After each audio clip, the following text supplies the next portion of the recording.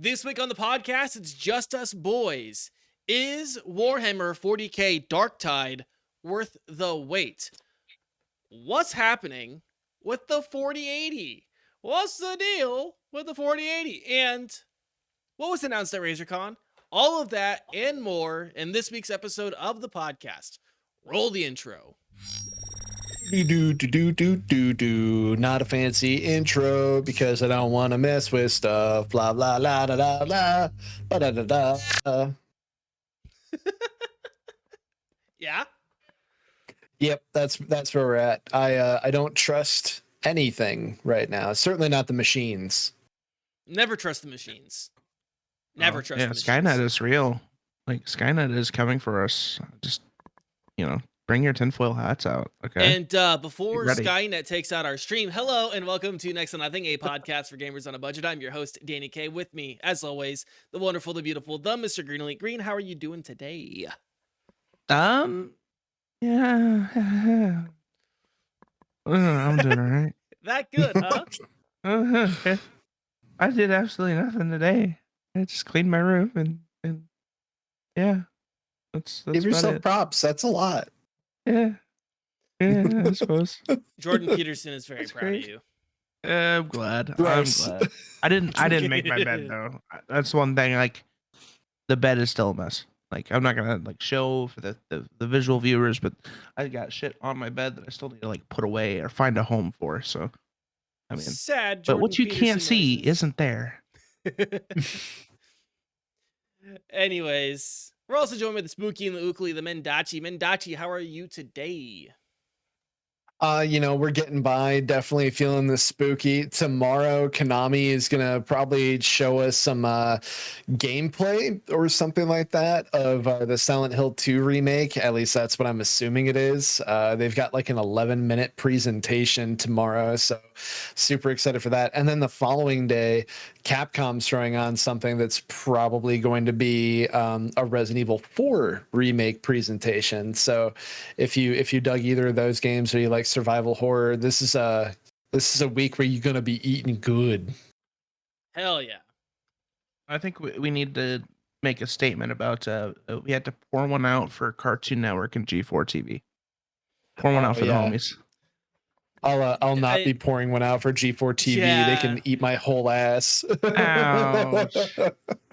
Our childhood. Yeah, it turns out in order to be entertained as children, people had to be treated like absolute dog shit. So, fuck that place. It was unfortunate, but I think the biggest hit is Cartoon Network, just gone with the wind. Just remember, guys, that Olivia Munn didn't exist to be eye candy. Right. Right. For sure. Watching for Olivia Munn, I was watching for Kevin Pereira. Mine was Adam Sessler. Still different. I never had G4. It was not. I didn't have the digital. I didn't have any digital cable or anything like that. And by the time that we did, for a very brief period of time, G4 was already off the air.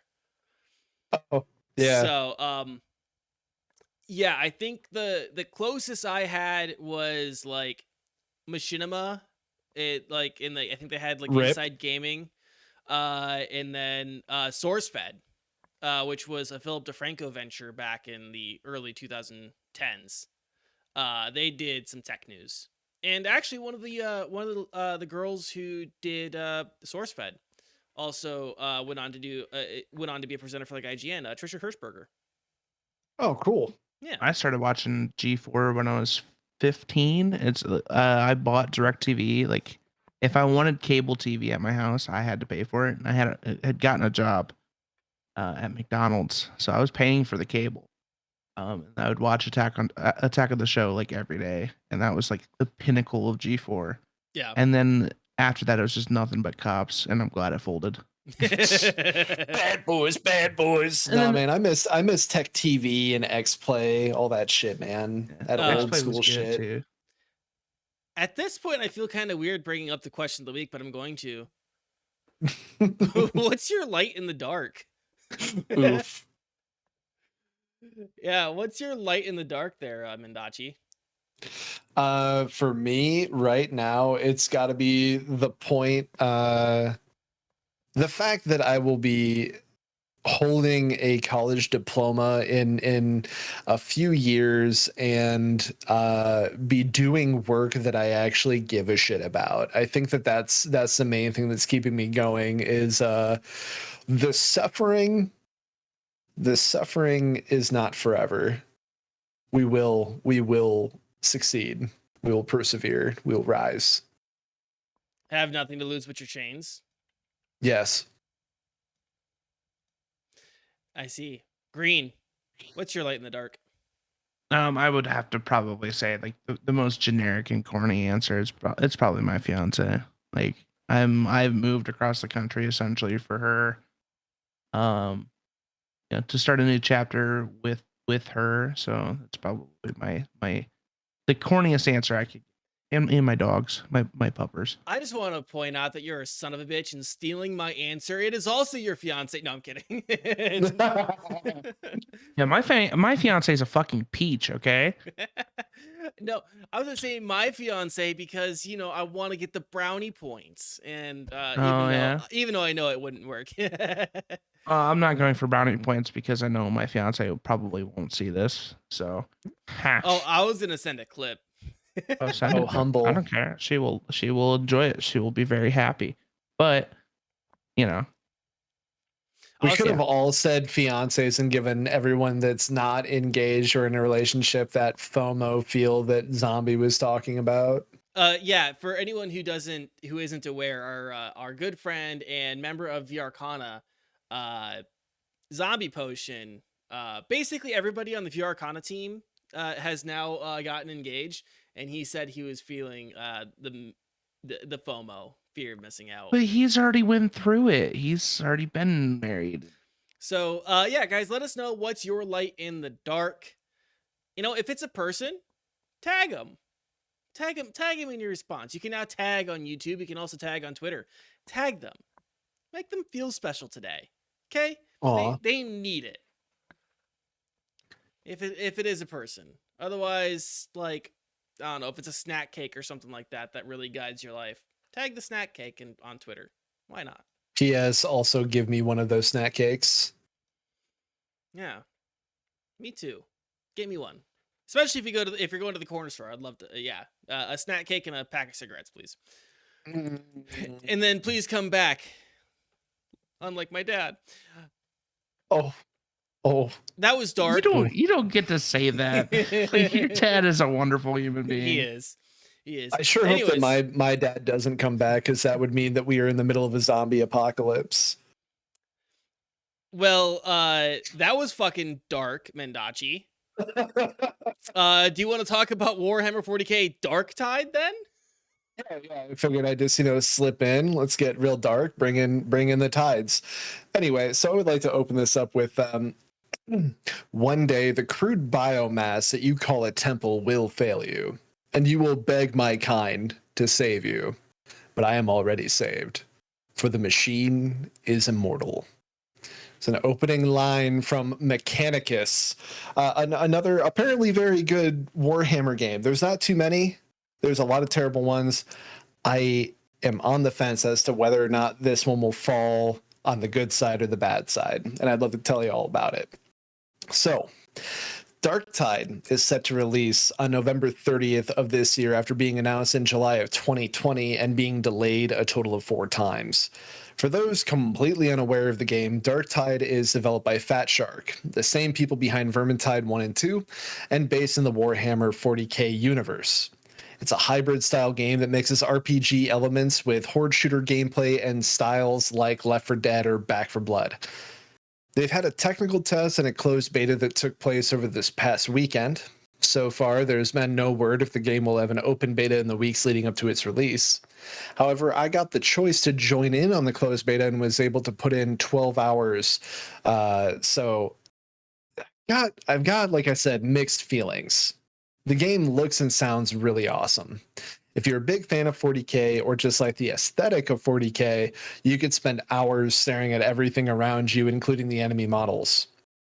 The music is a mix of deep gothic synth metal fraught with bass and organs, making for some of Jesper Kid's best work yet. After looking and listening around, I was happy to hear that I wasn't the only one that suffered through latency issues or tearing due to the game not being optimized, which sounds a bit schadenfreude, but it is what it is. I have heard that this is a somewhat older build that we played on. That, along with many server connection issues, some of which stopped our group from being able to complete missions, it was really aggravating. A few times we were right outside the boss door or even at the elevator at the end of a level, literally about to hit the mission complete screen, and the game would have a server connection failure, and you can attempt to log back in, but you would always get the same like handshake failed, and every time you exited the game, it would crash. So super cool. Obviously, if you're unable to complete a mission, that means no rewards or anything like that. But again, it's a beta and it's not going to carry over. So you kind of have to like throw it over your shoulder and kind of keep going. Issues like these and many others that I personally didn't experience make me worry that it may be pushed back again, this time into like a vague spring of 2023. But so far, there's no news on that. Now, keep in mind, it's only Tuesday, so things ended Sunday, like very late Sunday. So I guess going into Monday morning. Now, despite the issues surrounding build optimization, the gameplay is extremely fun. You create a character straight down to their homeworld and defining moments. And there is a ton of options as far as that goes. And then, of course, customizing your character model, which there's a number of options. It's not like Skyrim level, but it's enough to make you feel like you're making a original and kind of a unique character to a point. Then you pick a class, which there is the Psyker, Veteran, Zealot, or Ogryn. And then you get a quick breakdown of how to play your class. All of them seem pretty damn fun. I put most of my time into the Psyker class, and every mission was just a blast. You get a melee and a ranged weapon to take on hordes of cannon fodder, specials, and bosses in some of the dingiest, rustiest, most gothic badass levels I've seen ever. Each class had a solid setup and a different feel from each other, meaning that the gameplay that you would experience would be vastly different depending on what class you decide to play. You have enough slots in which you could create a character for each of the classes, and they all level up separately. So you don't necessarily have like a player level, you have a class level, but you do have to choose a different character. So you kind of have to choose where you want to put your time and effort into. So alongside that, it's mission-based gameplay. It's that with like a rotation of side quests that sometimes pop up, though the side quest didn't work in the beta. There's always money as a reward at the end of these missions to use in shops to purchase different weapons. There's a lot of cosmetics to earn through leveling, and there's probably shops that allow you to buy cosmetics with that in-game currency that you get, though I did not get to a high enough level to access all of the merchants that were available. So as far as in-game purchases, I'm not really sure what there's going to be other than there is a separate real people money currency for purchase that are known as Aquilas. I've taken to calling them space shillings. So if it's anything like Vermintide 2, speaking of shillings, they'll be rare and mostly tied to cosmetics. When the game finally releases, it'll be released for $39.99 for the standard edition or $59.99 for the Imperial edition, which comes with literally tons of cosmetics for all the classes and 2,500 space shillings or oculas. The specs, like the minimum requirements for this game, have yet to be listed on Steam. And I did not look elsewhere for it. And of course, there is no console release at this time. That's pretty much the rough and short of it. It was a great time. There was a lot of headaches here and there. But you know, it was a beta test, and like I said earlier today, I had found out that it was likely an older build, so you kind of have to give it a little bit of room to breathe. Do you guys have any questions as far as my experience goes? I don't really have like a question for experience wise. My biggest question is like, where does this game sit in like the 40K universe? Like, is there Space Marines? Does it like have any war references to the God Emperor or anything like that? Like, where is this at in the universe? Absolutely. Yeah. So basically, you're on a giant, like, prison planet thing. You're all playing as what are known as rejects, and you're part of the Imperial army. So, like, one of the classes is a veteran. You're literally an Imperial Guardsman, which are like the dudes that die by like the tens of thousands in the trenches and shit. So like, don't expect like you're gonna put on this sick ass Space Marine armor and stuff. The coolest and like closest thing that you're gonna get that you're gonna recognize are gonna be some of the weapons. You get to choose like your voice lines and stuff like that for your character, like your voice actor essentially. And depending on your background and stuff, they'll actually reference things. So like if you're playing a zealot from a specific planet that had a specific upbringing, you'll be like, like for the machine spirit, and like golden skulls with a skull throne, things like that. There's a heavy emphasis of doing what the emperor abides, and that cowardice is met only by death. A lot of cool stuff. Even like the loading screens are literally just filled with like religious zealotry. It was just something that was super fun to like read through and be like, that's metal as fuck while the game's loading. But yeah, like you're gonna be fighting mostly like chaos heretics, like pox ridden disgusting things that will kind of like harken some images of like Nurgle and Nurgle spawn. But I want to say that a lot of it is like chaos spawn. Yeah. So like you're not getting like heavy armored and like trudging around in power armor. So All right. I first I have the system specs here, the recommended specs or the minimum specs from Game Good. Debate, and I have some questions about just like how the game played and stuff for you. But Yeah. so minimum specs according to GameDebate.com, because I didn't see it on the Steam page for some reason. It needs Windows 7 64-bit. Processor, Intel Core i3 560 or an AMD Phenom 2 X4 805. AMD Graphics R7 360X or an Nvidia GeForce GTX 750 Ti. 4 gigs RAM, 40 gigs of hard drive space, and a DirectX 11 compatible graphics card. Did you find that the game like ran smoothly, like lighting bugs, anything like that? Any particular issues in like stuttering or the like? So most of what I had experienced was going to be issues with like latency, with tearing and stuff like that.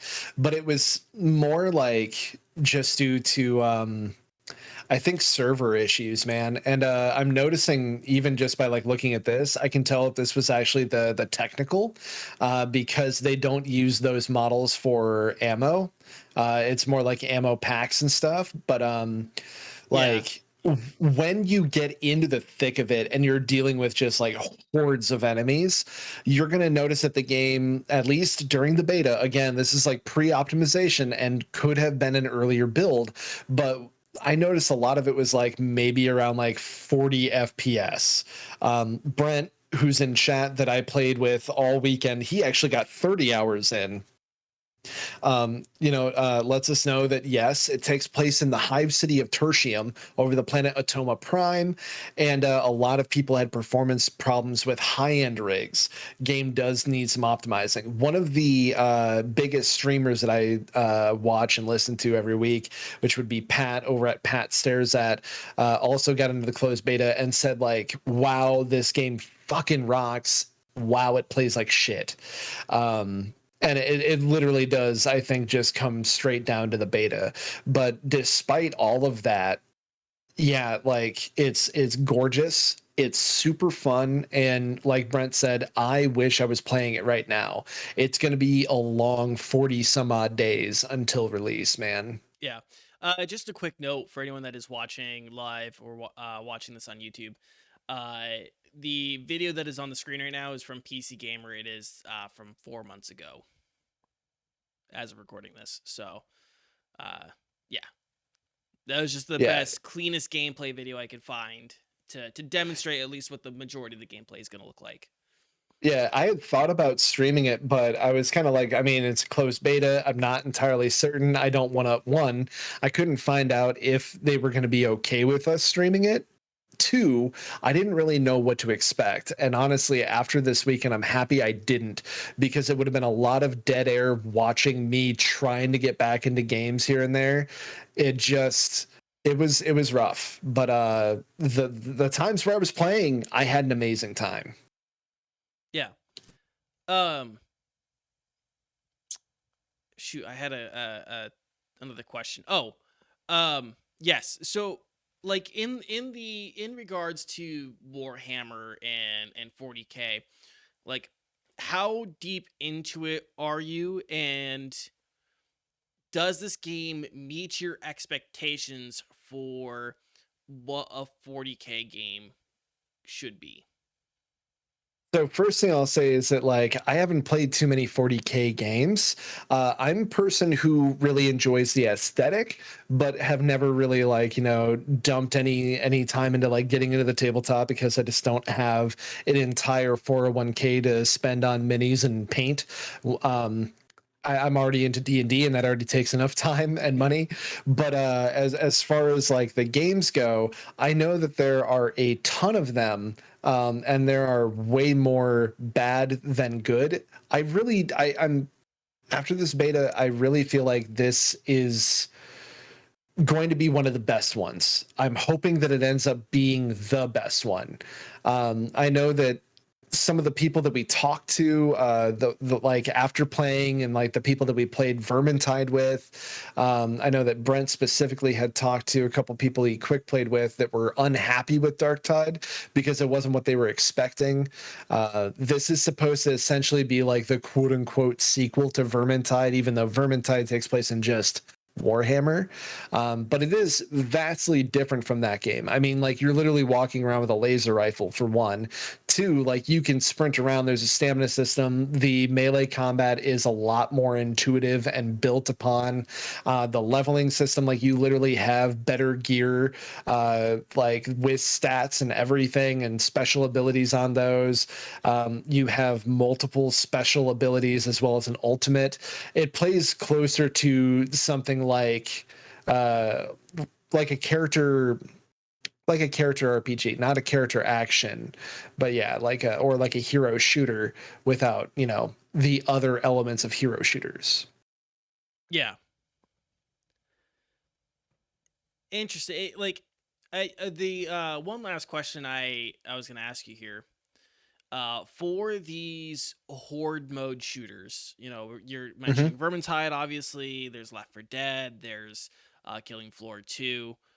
Um, from what you played, what makes this game stand out from that pack, and where would you place it, like, on a tier list? Oh, absolutely. So, like with Left 4 Dead, Back for Blood, Killing Floor, I would say that all of those relatively kind of get put in the same spot. I would put Killing Floor as like great if you just love mindless slaughter, because that's what it is 9 out of 10 times. Back for Blood and Left 4 Dead do have a bit of a loose story, and like you have a specific mission in each level. But it's typically get from point A to point B, versus Killing Floor is just, again, the slaughter, survive until you get to the end of the rounds. Games like Vermintide and probably Darktide will actually have a string of missions that paint you the entire story of your characters. Vermintide, you actually have a full campaign, and then they had DLC that added missions, like story missions, in like a sequential order from Vermintide 1. So I'm assuming that we're going to see a bit of that feel, at least a little, possibly, from Darktide. It did have a feel more like, say, Left 4 Dead or Back for Blood, where it was like, yeah, there is maybe a sequence that you would do these in, but primarily you're just checking out like a string of missions that are meant to be repeated. Vermintide is like straight up, you play all the way through the story, and then after that you can pick literally any mission that you want to. Of course, you have the increased difficulty. You want to level up, get better gear. Brent is pointing out that they withheld how the story works in the beta. The story in Vermintide is 100% cohesive from the moment that you started all the way to the end. Like there are final bosses in each kind of string of chapters, as well as at the end of the game, all with their own mechanics, and every level is, yes, it's like a get from point A to point B, but there is a lot of stuff that you actually have to do in between, a lot of different events, and Darktide still holds on to that. So as far as a tier list goes, obviously I can't quite speak on Darktide right now, but Vermintide 2 is by far and wide the best horde shooter out there to date. And there's so much to play with having 5 characters and almost 4 classes for every single character as well. So it's from the same team, so the hopes are really high, but that also means that the potential for it letting you down is also somewhat high. So we're just hoping. Yeah. Anything else on Warhammer 40K Darktide? Any like final thoughts that you want to get out? The weapons feel awesome, and every melee weapon and gun has some sort of secondary use. Like an assault rifle will have a flashlight, but the shotgun you can load a slug shell in and do some hella cool work. The shovel you can like spear someone in the face and then crack their head, with the normal fire. Everything feels really good. We talked last week about like shooting people feeling juicy. This is all juice all day. So like it just has a really, really awesome feel. It's also it also requires a little bit more tact than your typical horde shooter, where you're gonna have to be quick on your feet. You're gonna have to use the area of the room that you're in, and you're gonna have to be close to your teammates, or you will be picked off. It's really cool. There's a lot of synergy as well to building your team, because everyone can make their own characters. The like options that you'll end up kind of like running into are near limitless. Even in the beta, it was pretty cool. You could have a whole team of giant ogrins, that are just going around and punching everyone to death, or a whole bunch of psychers just like going around and making people's heads pop all over the place. It's pretty sick. Nice. Green, do you have any thoughts, questions, opinions you want to get out there? No, I'm pretty set. Y'all should get it. Y'all should get it. Y'all should play with us. You could have like, I think it was 4 people. Yeah, it's a 4-person teams as well. So like, and like if you guys both liked playing the same class, like I had said before, there's no limits. We could all play the same class if we really wanted to. Mm-hmm. So yeah, there's no limit to how you can enjoy the game, or how you and your friends can enjoy the game. Yeah. Well, hopefully you don't take that invitation back, like Nvidia took back the 4080. Yeah. Nice How about that? Yeah. Nvidia, he gets one every once in a while. Yeah, every once in a while you should try to let it out, but Nvidia won't let the 4080 out. I can do it too. Yeah, so explain this, Green. Explain this. Yeah, on Friday last week on the 14th, Nvidia decided at the last minute to pull the 12 gig version of the 4080 from release without much reason or explanation. But there has been some speculation surrounding what caused this sudden turnaround. The cards were slated for a mid-November release, and several partners, had already packaged and manufactured these 12 gig cards. Nvidia does plan to refund these partners for their loss in revenue due to this pulling. But the biggest thing is like, what is the issue of this like the 4080? Like, why did Nvidia decide to pull the 4080 from the shelves before even releasing. Is this an issue of like a mislabeled product, or is this something else? There was actually two versions of the 4080 slated to release, and that was the 12 gig version and the 16 gig variant.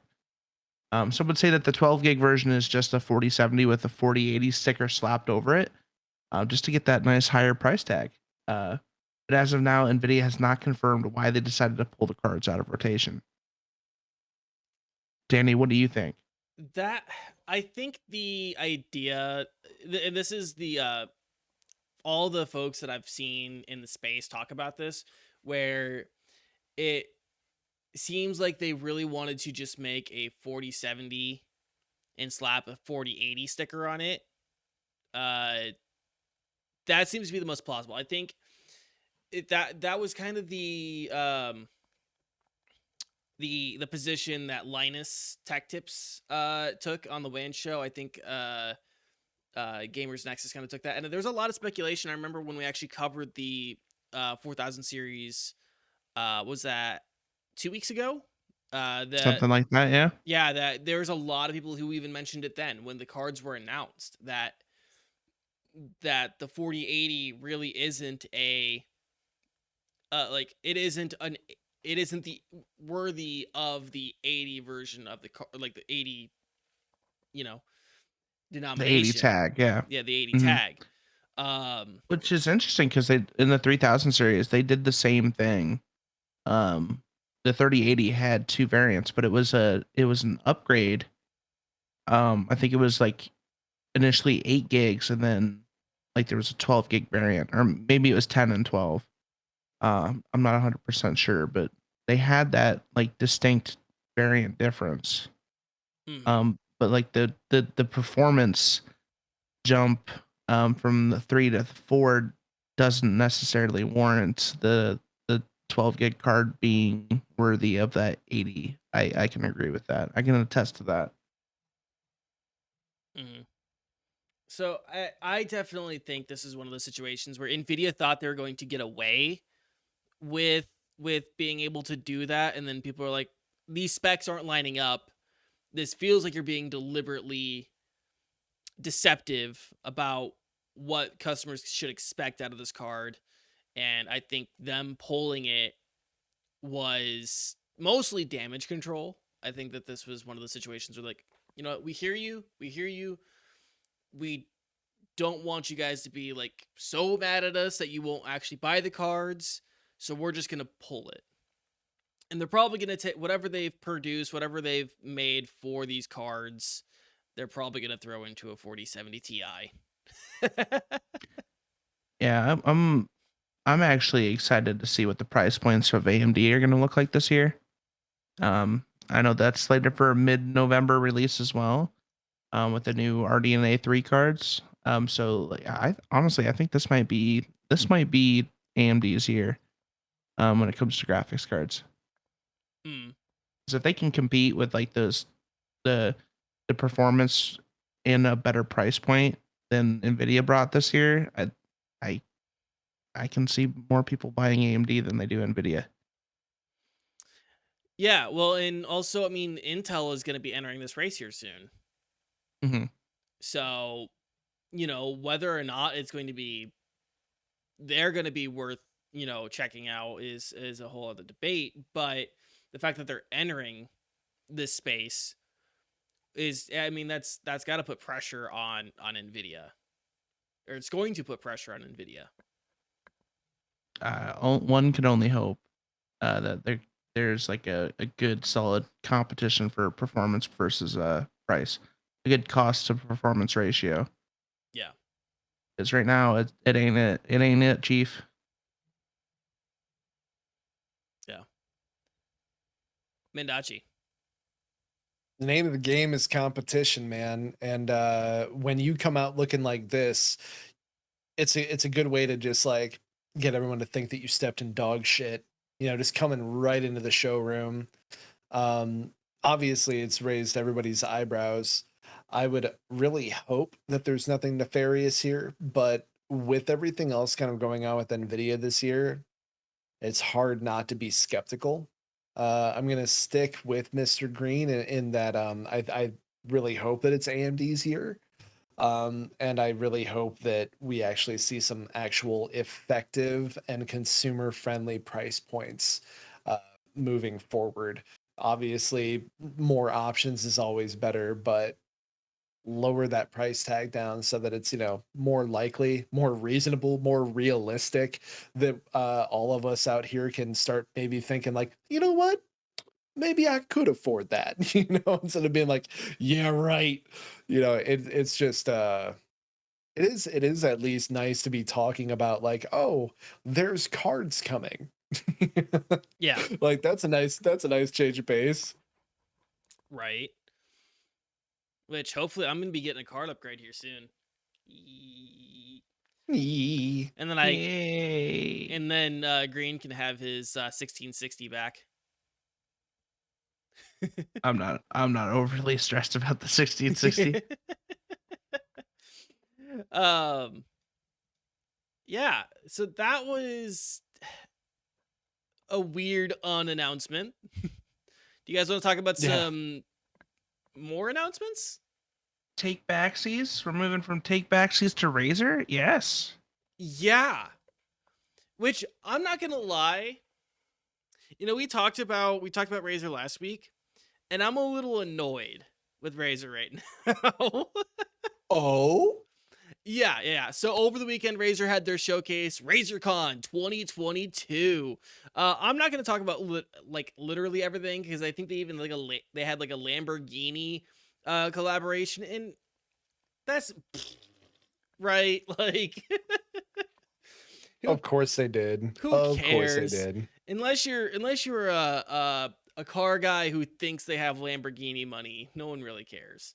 Um, Right, but like the thing that we were really waiting for was more news related to the Razer Edge because we got that announcement last week, right? And they said that they're going to show more off, and we did get more, but there's one crucial piece of information that they left out that I will talk about here in a second. But what we did get from them is that the Razer Edge is coming in two different variations. There's going to be a Wi-Fi only version and a 5G compatible device. That 5G compatible device is going to be exclusive through Verizon. That's the only retailer you're going to be able to buy it from. Will also come Weird. with a new Razer Kishi V2 Pro controller. The Wi-Fi version is going to be $400 American, and the 5G version, which is going to be exclusive from Verizon, they will announce at a later time and date. We still don't know how much that one's going to cost. I'm gonna say it right now. $6.99. You think so? You're gonna go for a full $300 more? Yes. What do you think, Green? Wild I speculation. don't know. I don't know. I still think it's gonna be up there, like nearing like almost phone cost price. So Yeah. See, my initial gut was gonna tell me it's gonna be $150 more than the Wi-Fi only. So I was thinking, 550, maybe $600. I'm Um, saying 700 because it'll have Wi-Fi as well with obviously 5G, but you got to figure in the controller, and you got to put on the service to get it jump started. yeah, So I I'm saying like walk out the door $6.99 plus tax. mm, well, yeah, and then their whole plan is to sell you a plan. Mhm. Yep, Their whole scheme is to sell you a exactly. plan. So or add a line to add a your line. your Yeah, plan. yeah. Mm-hmm. Um, so yeah, that's the reason I'm a little annoyed just with the fact it's like, come on, just give us all the fucking information on this thing. Mm-hmm. Unless Yep. they're still like doing the math, they're talking to their CPAs or something, trying to figure it out still. But yeah, I'm like, come on, why announce this thing a week ago, cock tease us for Razercon 2022, and then like leave us just a little bit more blue balled in terms of that coverage. I'm like, I would have loved to just like been able to compare and maybe think about it. compared to I mean, all the yeah. other handhelds. It's got the Razer sticker on it. They can ask whatever the fuck they want. True. And Someone put is as going to many buy it. lights, put as many lights on it as it can possibly hold. Yeah. Like it's just gonna be made out of an LED strip, RGB strip. Yeah, it's Speaking, see-through like the Yeah. old Game Boys. yeah, speaking of RGB strips, they have a lot of RGBified stuff. So they also announced the Kraken Kitty V2 Pro. That's going to come with a hyperclear cardioid microphone and a Triforce titanium 50mm headphone driver. It looks like a Kraken. It has the kitty ears. It looks okay. I think that was You're gonna see a lot of those. yeah. All your e-girls are gonna be wearing those. They also have the kawaii. Nico Nico Ni. There's Nope. also the Razer Kyra. I believe that's how you pronounce it. Kyra. I'm Kyra, pretty sure. Yeah. Kyra. Yeah, Kyra headset, and that's going to be coming with some PS5 options. It's going to feature 2.4 gigahertz wireless connection, 30-hour battery life, and the same Triforce. Actually, no, not the same. Sorry, they're just going to be featuring Triforce 50mm drivers with the same hyperclear mic as the Kraken Kitty V2. So I think it's not going to have nearly as premium of drivers in the headphones, but it'll I was still about to have say that that detachable mic. the battery life is actually pretty impressive, and I think that's one of the biggest things I liked about the Steel series is like the Arctis 7s had like a 24-hour battery life, Mm-hmm. like of straight playthrough. So like that's actually really impressive. You don't have to charge those for a while. Yeah. Yeah, that's about like these Logitechs here. This is probably, I'm going to probably estimate this is probably at 24, 25. What's it like having to charge your headphones? Kind of sucks sometimes because then you got like a cord wrapped around you if you forget to do it when you walk away. But Yeah. And any other time, like it's nice that you can just like get up, go to the bathroom, not have to take your headset off, so stuff like that. Facts. There's pros. I am a cyborg and I want to be tethered to my machine. There's also the Hammerhead Hyperspeed Gaming earbuds, which will be compatible with PS5 and Xbox. They're actually going to have like a PS5 and Xbox version, like color schemed ones. They're going to come with Chroma RGB. Hell yeah! Why? It makes it sound better, Mendacii. They're earphones, dude. Come on. Well, these are actually earbuds. Yeah, okay. So these are like So the wireless. your ear holes light up. Your ear holes light That's up, what and I'm saying. you yourself gain 50 FPS. Mm-hmm. Like you transcend reality and you become faster because you have RGB. You are a race car on the streets of Need for Speed Underground. You are faster because you have LED lights. My question is like, who is the chroma for? Right? Like, you're never gonna see it. It's completely out of your peripherals unless like you're like right next to a wall and you can see the light bouncing off. Mendacii. Like, why put it there? Why? Mendacii. I don't get it. RGB is not for the person who uses RGB. It's for everyone else to see the RGB and think it's cool as fuck. Well, it's not a phase. It's a lifestyle. My question for you though is, who are the lights in the kitty shoes for? Oh, those are for us. when you go on your morning runs, you need to get your light up shoes and then your RGB gaming earbuds. Anyways, these and your mask. Don't forget the mask. That's true. Project Hazel. They call it something now. The RGB face mask. You gotta have that too. Whatever. Yeah, but these are also going to have a 30-hour battery life. And they're going to charge with USB-C because, of course they are. That's pretty standard. I don't know why I even have that as a note. You would expect them to charge with USB-C. They're also going to be Bluetooth 5.2 compatible.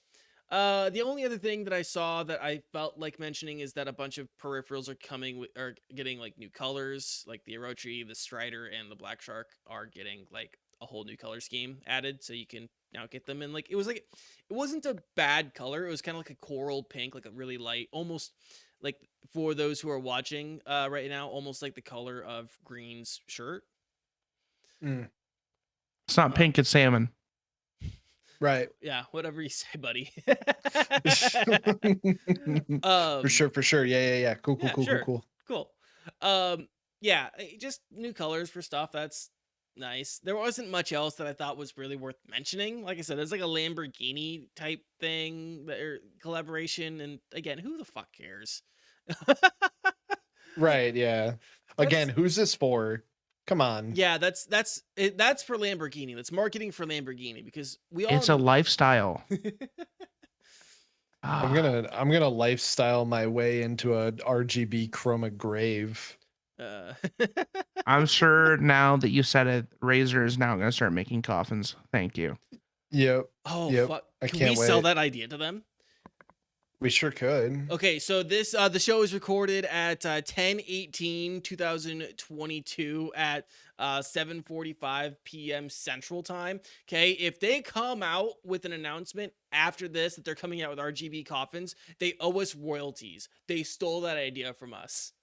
We will fight. Yeah, I can't wait to. I can't wait to have the chateau that Razer Coffins built. It will be the Razer Morte.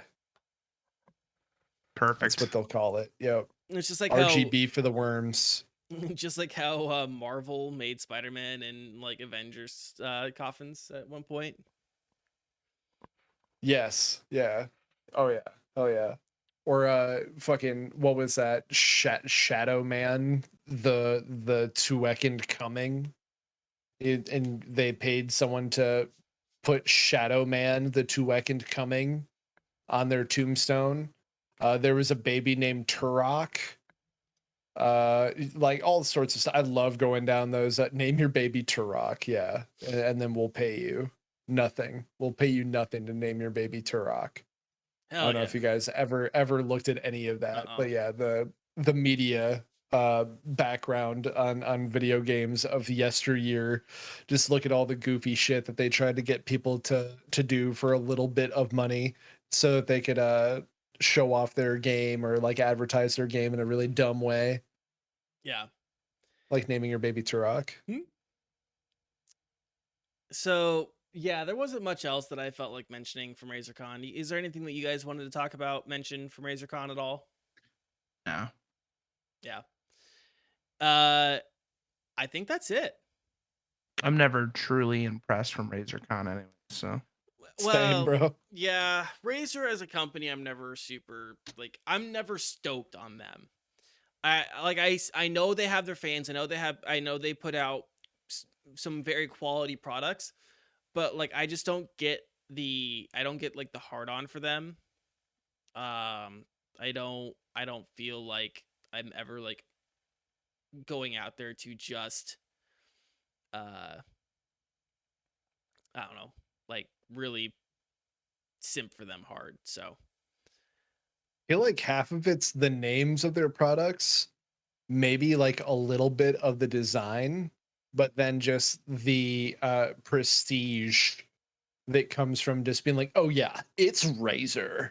Like it's a whole ass persona. It's brand persona. And I hate it. I don't like it. It makes me mad. It makes me mauled. Yeah, I think that's it for the show this week. Cool. And I don't think there's anything else that we wanted to talk about. No, let me go so I can go and eat my chroma dinner. Green Elite, what's coming up with you? TV dinners brought to you by Razer. Well, I'm probably gonna be playing some more Hunt Showdown. I'm starting to get back into like actually streaming pretty much every day, which is really nice. But yeah, that's pretty much it. I mean, Hunt Showdown, editing videos for TikTok. I need to start actually like thinking, brainstorming ideas for YouTube. Since I don't really have like a studio space anymore, it's probably just gonna be like actual game footage and stuff like that. But you can catch me at twitch.tv/Mr. Green Elite. All that fancy stuff is like for socials and stuff is going to be Mr. Green Elite as well, except for Instagram, which is TTV Mr. Green Elite. Don't want to talk about it. Shame. Mendacii. Hey man, yeah. So my term finishes this week, which means that this weekend I don't have anything going on homework wise. So Friday I'll be doing my esports casting for Upper Iowa Esports and their Rocket League tournament bouts.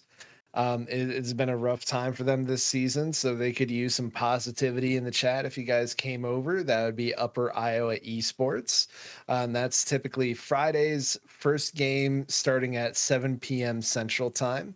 If you'd so like to see that. Otherwise, stay tuned on my Twitter at only Mendacii to see if I do end up with some free time to actually stream for the first time in quite some time on Saturday. I would love to hang out, potentially play some co-op games that are sadly not Darktide, but that's all I got. Yeah. Coming up for me, Friday night, I'm playing some Hunt Showdown. Saturday, we got something very special. Green, Mendacii, myself, our good friend Revsven, and my good buddy Quantum Alt. We're going to be doing this 5th annual Spookathon. So for anyone who is like new to the community, every year for Halloween, I have done a special stream where we read scary stories. A lot of in previous years, we've done like a writing contest where members of the community would submit their stories, but we aren't doing that this year. I had just not enough time or energy to devote to getting stories and collecting. So this year it's just going to be us 5 scary story boys reading scary stories to each other. And then Sunday, I'm going to be playing Fallout 76. I picked it up for free and I've been wanting to try it out. I've been playing it off stream and I just kind of want to continue playing it and see where we go with it in the future. So that's me this week. You can also follow and keep up with me on Twitter at DanieCae, DANIECAE. Green Elite, hit him with our Twitter. At Next Nothing PC. Hell yeah. And I think that's going to wrap up the show this week. So thanks for watching and listening. Your time with us is always appreciated. But of course, we're not just interested in your time or attention. We're also interested in your thoughts and opinions. So if you made it this far, go on ahead and answer the question of the week this week. What's your light in the dark? Drop that in the comments on YouTube. That would be greatly appreciated. If you missed any part of the show or want to take us on the go, you can find us on YouTube, Spotify, Apple Podcasts, Google Podcasts, and everywhere podcasts are found. If you want to catch us live, if you're already joining us on VODs, then you can find us on Twitch at 7 p.m. Central every Tuesday, and that's on Next to Nothing Network. All one word. If you guys like what we do, you can drop a like and subscribe and ring that bell. That helps us out a ton. We are so close to 300. And remember, if you guys get to 500 subs, or is it 400 subs? 400 subs. It's 400 for the maid suit, and then 500 you need to do a professional photo shoot. Yeah. With the maid suit and something else. Your glitter beard. Yes. So yeah, that's your guys' goal. But yeah, we're so close to hitting 300. So if you guys like what we do, go on ahead and drop a subscribe. That helps us out a ton. Otherwise, until next week, stay safe, stay healthy, keep fighting the good fights, and we'll talk to you again next week. Goodbye. Hashimasu. Love you.